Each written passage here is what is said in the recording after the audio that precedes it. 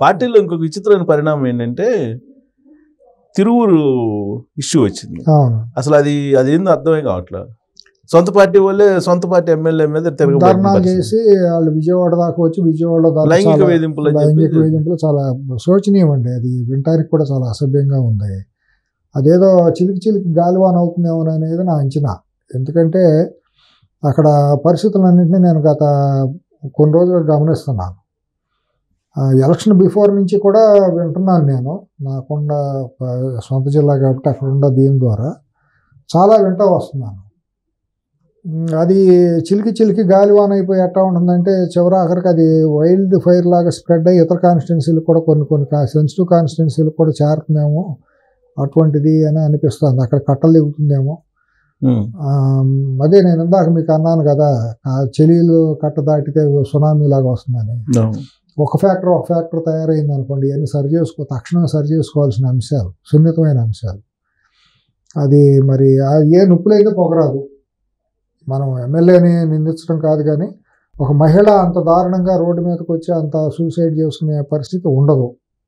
ఏం జరిగింది అనేది మరి ఎమ్మెల్యే అన్న కనీసం వచ్చి సవివరంగా చెప్తే బాగుండేది.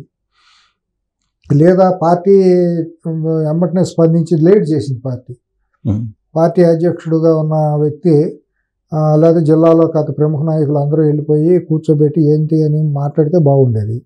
మాట్లాడితే ఎమ్మెల్యే కూడా నేను విన్నాం, మీరెవరో కేర్లెస్ అని అన్నాడా మనకు తెలియదు. మాట్లాడారు లేటెస్ట్ గా ఆయన ఏదో ఇవాళ సేవ్ తిరుగురు అని ఏదో అది ఆపేశారు. అది ఆపటమే కానీ వాళ్ళు ఇంత బహిరంగంగా రోడ్డు ఎక్కే అంత ఇది ఉండకూడదు. ఆయన వీడియో విన్నారా? విన్నాను నేను. ఆయన పదజాలం ఏం ఉపయోగించారు అనేది లేదు, అది ఎప్పుడు వినలేదా? నేను వినిపించే ప్రయత్నం చేస్తాను. ఈ పదజాలం వినిపించిన తర్వాత కూడా తెలుగుదేశం పార్టీ వాళ్ళు సీరియస్గా మరి ఎందుకు తీసుకోలేదు అనేది నాకైతే అర్థం కావట్లేదు. పోస్ట్ పోన్ చేసుకున్నాను అనే మాట వచ్చిన వీడియోనే వచ్చింది. 15-20 సెకండ్ల వీడియో, 40 సెకండ్ల వీడియోను అంతే. అది ఒకటే విన్నా. అది ఆయన యాక్చువల్గా ఒక మాట అంటే ఒక వీడియోలో ఒక ఈ కార్మికులతోటి కలిసి వెళ్ళి చూడలేదు.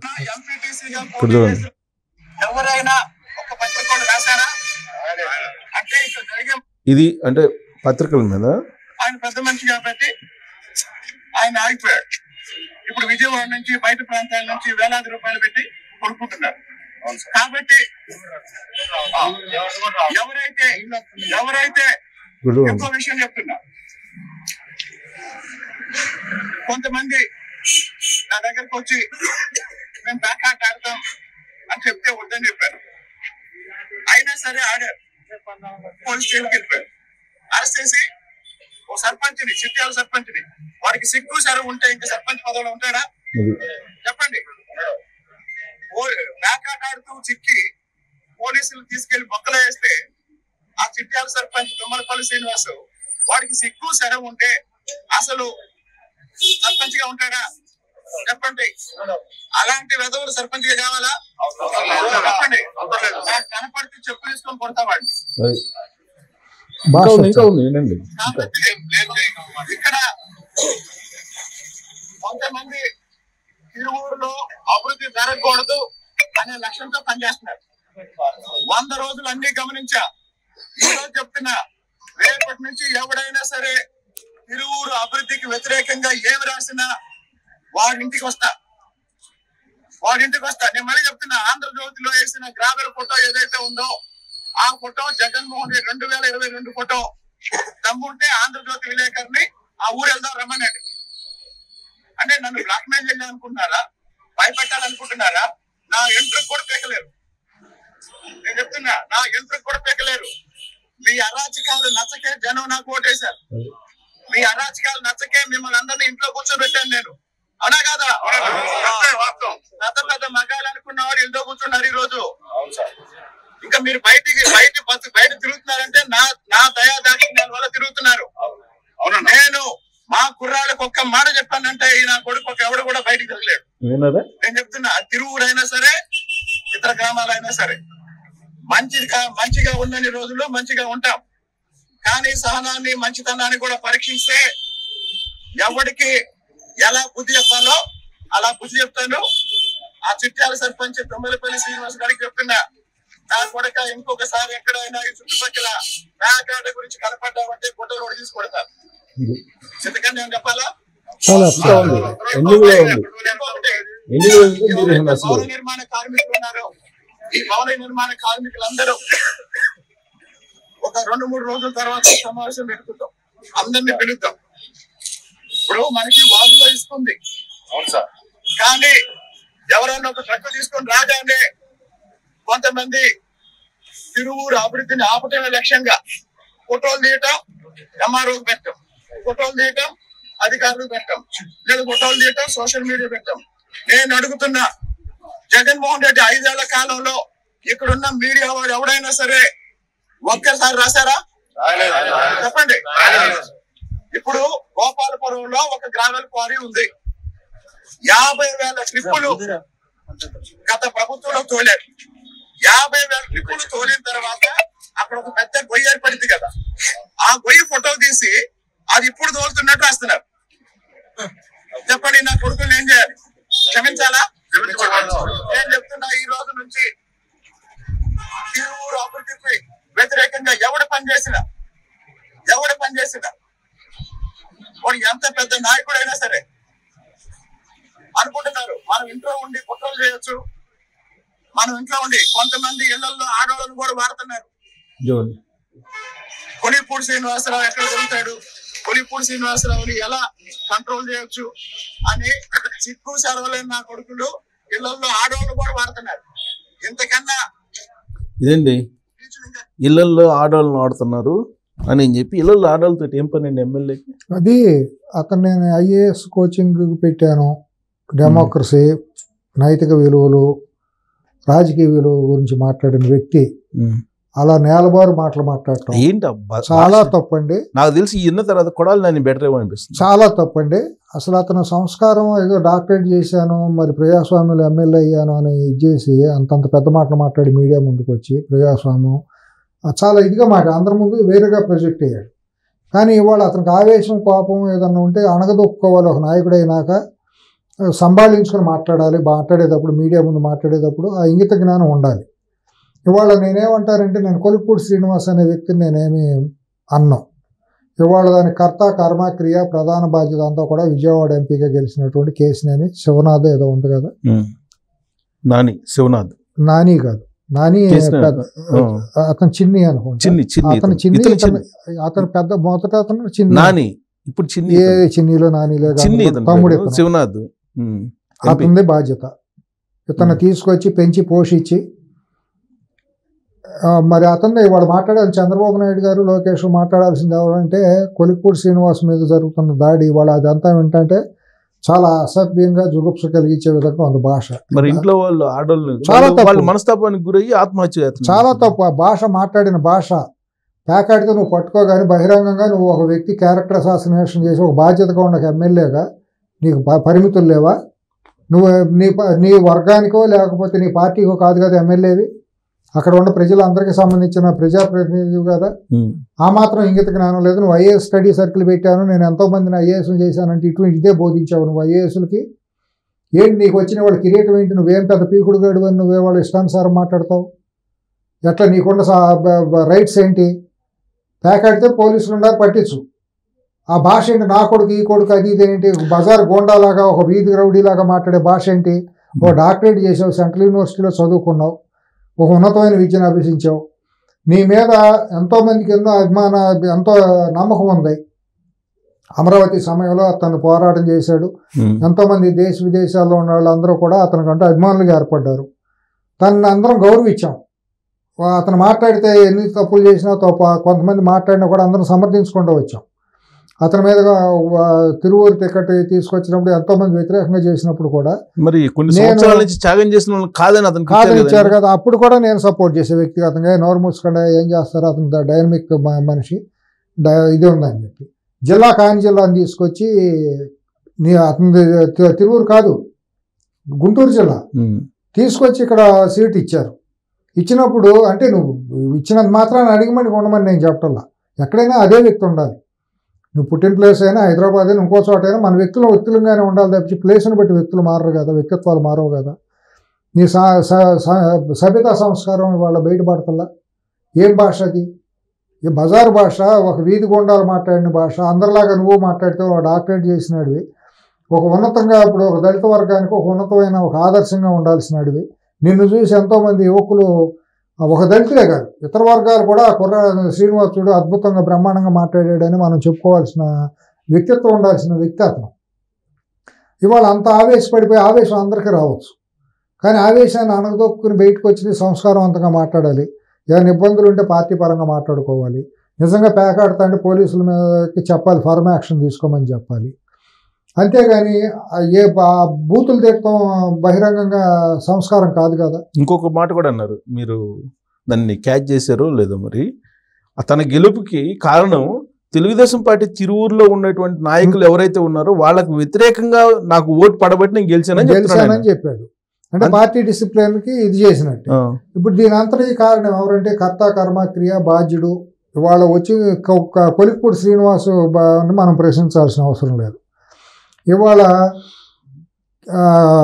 నారా లోకేష్కి అత్యంత సన్నిహితుడు, ఆత్మీయుడు, అక్కడ మొత్తం తానే చక్రం నింపుతున్నటువంటి Vijayawada MP, president MP Kesineni Sivanath, తను తీసుకొచ్చి ఇంప్లిమెంట్ చేసింది, తన బాధ్యత తీసుకుని తిరువూరులో నిలబెట్టి గెలిపించుకున్నాడు. ఆర్థికంగా కానీ అన్ని విషయాల్లో. మరి ఆర్థికంగా ఏ రకంగా ఎవరెవరు సపోర్ట్ చేశారో వాళ్ళందరూ కూడా ఇవాళ సిగ్గుతో తల ఉంచుకోవాల్సిన పని. ఎందుకంటే నమ్మి సపోర్ట్ చేశారు అందరూ కూడా. ఎవరారు ఆ వ్యక్తుల పేర్లు నేను చెప్తే బాగోదు, కానీ ఇతను చేసిన ఇది చూసి ఆర్థికంగా మేము నిలబడతాము, మేము చేస్తామని చెప్పి చేశారు. విదేశీయులు, ఎన్ఆర్ఐలు కొంతమంది ఇచ్చేసిన వాళ్ళు ఉన్నారు. వాళ్ళందరినీ చెప్పి నిలబెట్టింది శివనాథ్, విజయవాడ ఎంపీ. ఇవాళ విజయవాడ నడిబజార్లోకి వచ్చి ప్రెస్ మీట్కి వచ్చి మాట్లాడాల్సింది సంజయ్ ఇవ్వాల్సింది, పార్టీకి ఏం చెబుతాడో మరి సంజయ్ ఇవ్వాల్సింది విజయవాడ ఎంపీనే. ఆయన ఏమంటున్నాడు, అందరినీ నేను ఇళ్లలో కూర్చోబెట్టాను, కొమ్ములు తిరిగిన వాళ్ళు కూడా ఇవాళ వాళ్ళు బతుకుతున్నారంటే నా దయాదాక్షిణ్యాల మీద బతుకుతున్నారు. చాలా మంది అయ్యారుగా ప్రజాస్వామ్యాలు, ఇటువంటి వాళ్ళు పీకుడు వాళ్ళు చాలా మంది అయిపోతారు, కానీ అది అజ్ఞానంతోనో ఆవేశంతో మాట్లాడిన భాషగా నేను అనుకుంటా. ఇవాళ కూడా ఈ ఇష్యూని అతను వ్యక్తిగతంగా మీరు చూస్తున్నారా, లేదంటే తెలుగుదేశం పార్టీ మీద పడేటువంటి ఎఫెక్ట్ అనుకుంటున్నారు? తెలుగుదేశం పార్టీ మీద పడే ఎఫెక్ట్, దాని వెనకాల కొన్ని శక్తులు ఉన్నాయి. నేను ఇప్పుడు మాట్లాడకూడదు, అన్నీ మాట్లాడకూడదు. తన ఆవేశం ఉంటే ఉండొచ్చు అండి. నాకు తన కొలిపూడి శ్రీనివాస్ అంటే అభిమానమే. ఎందుకంటే సరే ఒక యుద్ధం చేశాడు, అప్పుడు ప్రజాస్వామ్యంగా ప్రజల కోసం నిలబడ్డాడు, ప్రజాస్వామ్య ప్రభుత్వం మీద మీడియాలో పోరాడాడు, ధైర్యంగా నోరిప్పాడు. అందరం కూడా చేసిన వాళ్ళమే. దట్ డజంట్ మీన్ ఇష్టానుసారం అధికారం రాగానే గతాన్ని మర్చిపోయి అసభ్యంగా మాట్లాడితే మన వ్యక్తిత్వాలు కోల్పోకూడదు కదా. వాళ్ళు డ్యూ రెస్పెక్ట్, నాకు కొలిపూడి శ్రీనివాస్ గారి మీద గౌరవంతోనే మాట్లాడుతున్నాను. అతను మాట్లాడింది ఏమాత్రం సభ్య సమాజం సమర్థించే విధంగా లేదు, సంస్కారవంతంగా ఏమాత్రం లేదు. తన స్థాయికి, తను చదువుకున్న చదువుకి, తను చెప్పుకునే ఐఏఎస్ కోచింగ్ సెంటర్ పెట్టి నేను ఎంతోమందిని ట్రైనింగ్ ఇచ్చానని చెప్పుకునే దానికి కళంకంగా మాట్లాడాడు. అతను భాష మాట్లాడింది అది ఎందుకంటే రేపొద్దు నేను మాట్లాడలేదని అది మిమిక్రీ చేశారని చెప్పడానికి వీలు లేనటువంటిది ఆధారాలు మాది. ఆ వీడియో అది అతనికి ఏమాత్రం అవగాహన లేదా, లేకపోతే ఆవేశానికి లోనయ్యాడా, లేకపోతే అతని నిజస్వరూపమాదా అనేది తర్వాత విశ్లేషించుకుందాం. ఆ భాష 100కి 100 పాళ్ళు మాట్లాడింది తప్పు. మొదటి నుంచి చివరి వరకు మాట్లాడిన ప్రతి అక్షరం కూడా తప్పే అయింది. ఇప్పుడు నేను చూపించిన వీడియోనే కాకుండా లైంగికంగా ఏ విధంగా మహిళల్ని వేధించారు అనేది కొన్ని మెసేజ్లు ఉన్నాయి, ఆడియో కూడా ఉంది. లేడీస్, ఒక మహిళ అండి ఒక ప్రాణాపాయంకి వచ్చేసి ఆత్మహత్య చేసుకునే స్థితికి వచ్చిందంటే ఏ మహిళ అయినా కూడా ఎంతో మనస్తాపానికి గురైతే కానీ అది ఒక మహిళ ఆ స్థాయికి అంత ఇది అవ్వదండి. ఇంకా మీరు చెబుతున్నారు అని అంటే మీరు ఆధారాలు లేకుండా చెప్పండి, నేను చూడలేదు, నా దృష్టికి రాలేదు. నేను అవి బయట పెడతాను, ఎందుకంటే ఒక మహిళకి సంబంధించిన ఇష్యూ కాబట్టి. అంతే కదా, మన మహిళను గౌరవించాలి కాబట్టి. నా దృష్టికి అయితే రాలేదు, నాకు ఎప్పుడు రాలేదు. ఇప్పుడు కూడా ఈ వీడియో కూడా నేను ఫస్ట్ టైం చూశాను. నిన్న ఏదో ర్యాలీ రద్దు చేసుకున్నాను అన్న వీడియో నాకు సోషల్ మీడియాలో వస్తే వాట్సాప్లో చూసాను తప్పించి లేడీస్ వాయిస్ కూడా ఉంది నాది. అదే లేకపోతే మీరు సీనియర్ జర్నలిస్ట్గా మీరు అనరు కదా, మనకేముంది అవసరం ఉంది. మనం తెలుగుదేశం ఆయన గౌరవించాం మొన్నటిదాకా. అంతే, ఇప్పుడు మనం తెలుగుదేశం కాదు, వైసీపీ కాదు, ఏమీ కాదు, మన సమాజం కోసం ఆయన మీద ఉన్నటువంటి అభిప్రాయం మనం తప్ప, ఆయన గురించి తప్పుగా మనం చూసిన తర్వాత నేను కూడా నిర్ఘాంతపోయాను. ఎందుకంటే ఫస్ట్ టైం కొలిక్పూడి శ్రీనివాస్ అనే వ్యక్తి గురించి ఇప్పుడు దాకా నాకు చాలా ఉన్నతమైన అభిప్రాయం ఉంది. ఎందుకంటే సెంట్రల్ యూనివర్సిటీలో చదివాడు, డాక్టరేట్ చేశాడు, ఐఏఎస్ కోచింగ్ పెట్టాడు. చాలా గొప్ప అభిప్రాయం నాకు. ఎందుకంటే చాలా కష్టపడ్డాడు, రోల్ మోడల్, దళిత వర్గంలో నుంచి ఒక జమ్ లాంటి వాడు వచ్చాడు. ఇటువంటి వాళ్ళు ఇంకా కొన్ని వేల మంది తయారైతే బాగుండు, ఒక వర్గం బాగుపడుతుంది, సమాజం బాగుపడుతుంది. వాళ్ళు కూడా డౌన్ ట్రైడ్ నుంచి పైకి అప్లిఫ్ట్ జరగాలి కదా ఆత్మగౌరవంతో. మరి ఒంటరి పోరాటం చేశాడు అమరావతి దీంట్లో పాదయాత్ర అప్పుడు కూడా. అతను కొన్ని అవాంతరాలు ఎదురైనా కూడా తనంతటి తను తోసుకుంటూ ముందుకెళ్ళిపోతా అందుకే కదా అతనికి గుర్తింపు వచ్చింది. అతని జీవితం మొత్తంలో టర్నింగ్ పాయింట్ కదా ఆ ఉద్యమం అనేది అతనికి గుర్తింపు తీసుకొచ్చింది.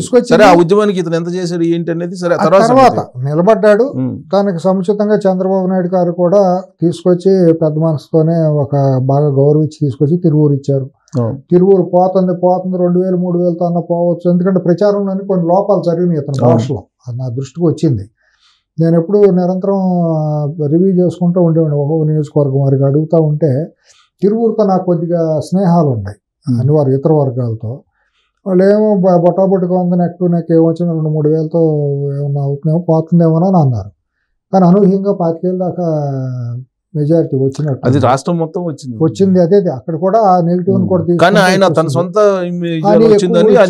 ఎక్కువ ఊహించుకుంటే అట్టా మరి నీ విఘ్నత నీ సంస్కారం అంతా ఉన్నప్పుడు నువ్వు సమీక్షించుకోవాలి. నాకు ఎంత వచ్చింది ఒరిజినల్గా, నాకు బూత్ వైజ్గా ఈ పార్టీ చేసుకోవచ్చు కదా, పెద్ద సమస్య కాదు కదా.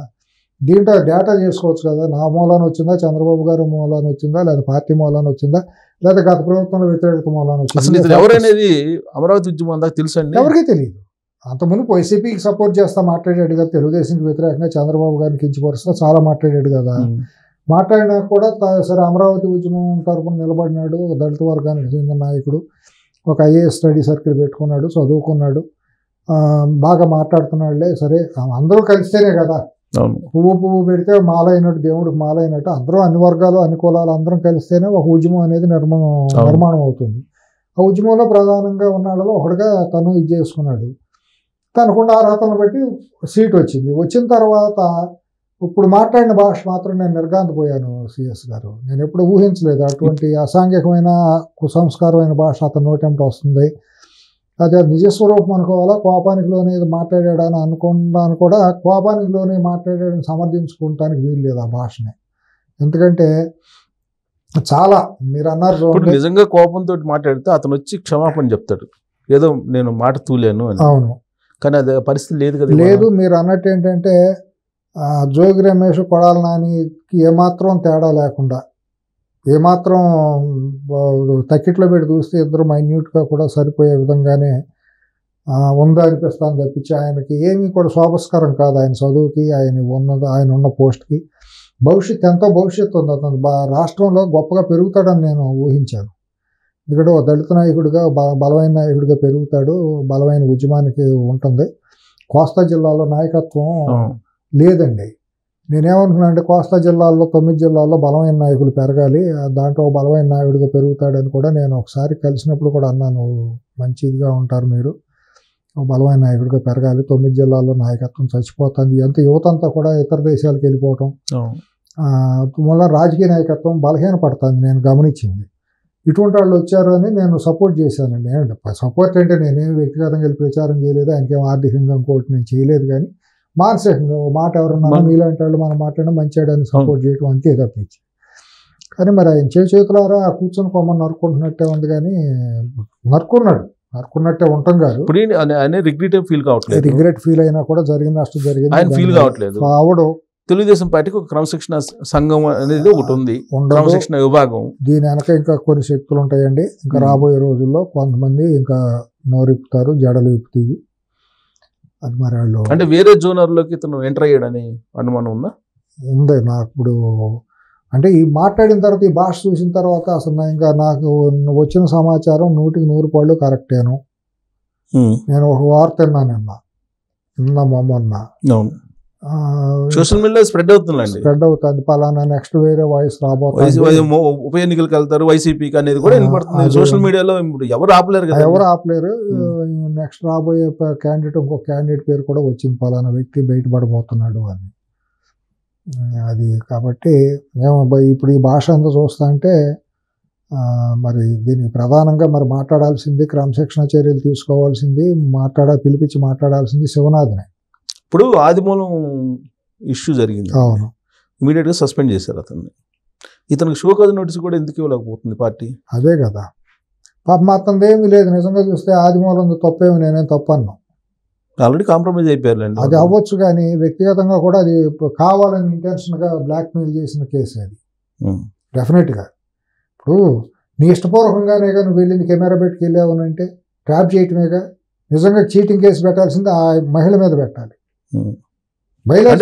ట్రాప్ చేశారులేండి, అంటే వేధిస్తుంటే ఇంక తప్పదన్నట్టుగా ట్రాప్ చేసి ఆధారాలు కావాలి కాబట్టి షూట్ చేశారు. సమర్థించుకుంటామండి. సభ్య సమాజం మాత్రం ఎవరో కూడా అట్లా అనుకోలేదు సిఎస్ గారు. నేనే మహిళ మీద గౌరవమే. అంటే ఆమె ఇష్టపడి వెళ్తే అంతకుముందు 3 సార్లు వెళ్ళానని చెప్పింది. ఏంటది మాట్లాడకూడదు ఒక మహిళ గురించి. ఓట్లకు పిలిపించారు 3 సార్లు, లైంగిక వేధించారు. మునుపు 3 సార్లు వెళ్ళాను, చేశాను, ఇవన్నీ ఉన్నాయి. ఇవన్నీ మనం మాట్లాడకూడదు. ఏదైనా వాళ్ళిద్దరు కాంప్రమైజ్ అయ్యారు కాబట్టి నేను మాట్లాడకూడదు. కానీ వాళ్ళ పరిస్థితి మొగాడి బతుకు అటాక్ లాగా అయిపోయింది అటువంటి విషయాలు. సో ఆ ఎపిసోడ్ లోనేమో చాలా యాక్టివ్ గా క్షణాల్లో చేశారు. మరి కొలికిపూడి శ్రీనివాస్ మరి ఈ భాష వచ్చినప్పుడు, మరి ఇది వచ్చినప్పుడు అంటే నిన్న ఏదో పిలిచి మాట్లాడారు. రాష్ట్ర అధ్యక్షుడిగా వచ్చిన ఆయన శ్రీనివాసరావు, ఆయన ఏదో పిలిచి మాట్లాడారు అని రాత్రి మాట్లాడారు. కూర్చుందాం మాట్లాడుకుందామని వాళ్ళు ఏదో మీటింగ్ అని అన్నారంట.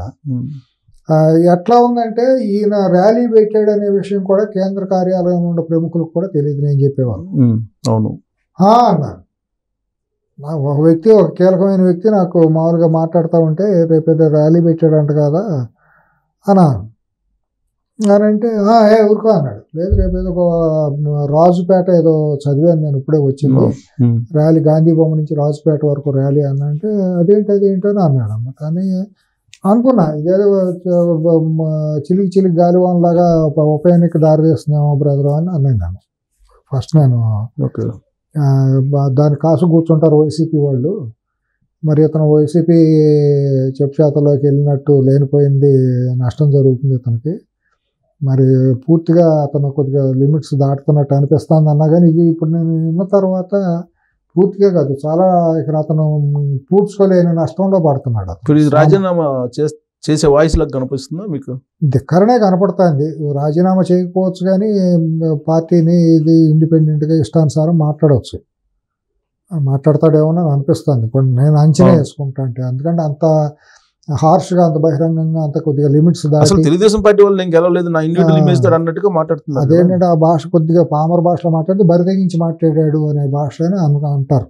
మనం సభ్యగా మాట్లాడితే అట్లా ఉండదు, లిమిట్స్ దాటాడు అని అంటాం. కానీ గ్రామీణ స్థాయిలో కార్యకర్తలు అందరూ మాట్లాడుకుంటే ఏమవుతుందంటే బరితెగించి మాట్లాడినట్టు అనిపిస్తుంది. మరి ఇటువంటివన్నీ కూడా పొలిటికల్ ఇంటెలిజెన్స్ అనేది ఒకటి ఉంటుందండి. ఉంటుంది ఇంటెలిజెన్స్. ఈ పొలిటికల్ ఇంటెలిజెన్స్ మరి ఇలాంటి వాళ్ళ మీద ఒక రిపోర్ట్ అయితే ఇవ్వాలి కదా జనరల్ గా. ఇలాంటి వాళ్ళు మనకు బయటపడేది కాబట్టి తెలుస్తుంది. అవును, ఇంకా ఒక 10 మంది దాకా ఉన్నారని ఇన్ఫర్మేషన్. 10 మంది 15 మంది దాకా ఉంటారండి. ఒకళ్ళు బలహీన పడితే ప్రతి ఒక్కళ్ళు తోక ఊపుతారండి. అదేమి ఆగదు, ఒకళ్ళతో ఆగదు అది. అందుకనే నేను తక్షణమే మరి వాళ్ళు కార్యాచరణ పూనుకోవాలి. ప్రభుత్వం అంటే పార్టీ ముఖ్యమంత్రి గారు, పార్టీ అధ్యక్షుడుగా అంతా ఆయనే కాబట్టి లోకేష్ కూడా మరి ఏం జరుగుతుంది, ఏంటి, దీని వెనక ఏముందనేది ఒకటి మాట్లాడటం. మరి ఎక్కడికక్కడ ట్రబుల్ షూటర్స్ని పెట్టుకుంటాం. ఆ ట్రబుల్ షూటర్స్ని కీలకమైన వాళ్ళని పెట్టాలి తప్పించి వెన్నెముక లేని వాళ్ళనో పైరవీకారులని బ్రోకర్లను పెట్టకూడదు. వాళ్ళతో ఎక్కువ మంది తయారవుతారు. ఇప్పుడు అక్కడెక్కడ చూసినా వాళ్ళు ఎక్కువ మంది తయారయ్యారు. కేర్ఎఫ్ లేని వాళ్ళు, స్టేచర్ లేని వాళ్ళు అందరూ అక్కడ చుట్టూ చేరుతున్నారు. వాళ్ళకి ట్రబుల్ షూటర్గా కనుక మనం పెట్టామనుకోండి, మన పొరుగు మనం తీసుకున్నట్టు ఉంటుంది. ట్రబుల్ షూటర్ ఎప్పుడు కూడా వ్యక్తిత్వం, హుందాతనం ఉండాలి, పెద్దరికి ఉండాలి. పార్టీలోను సమాజంలోనూ గౌరవం ఉండాలి.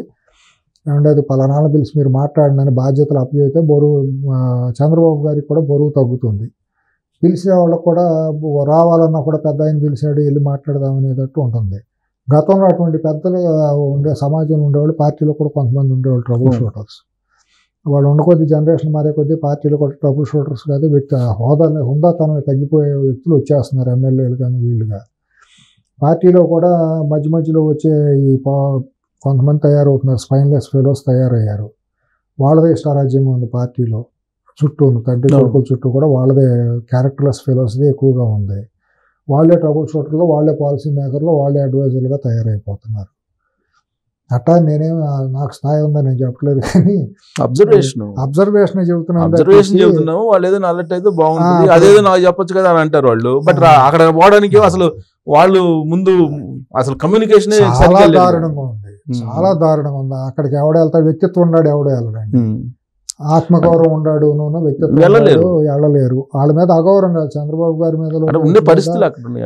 అక్కడికి వెళ్ళి నిలబడాల్సిన కర్మ, వ్యక్తిత్వం, ఆత్మగౌరవం ఉండడానికి ఎవరికి ఉండదు. 2 పూట్ల తింటాం కదా కష్టపడి, అక్కడికి వెళ్తే 4 పూట్ల తినాల్సిన అవసరం ఉండదు కదా.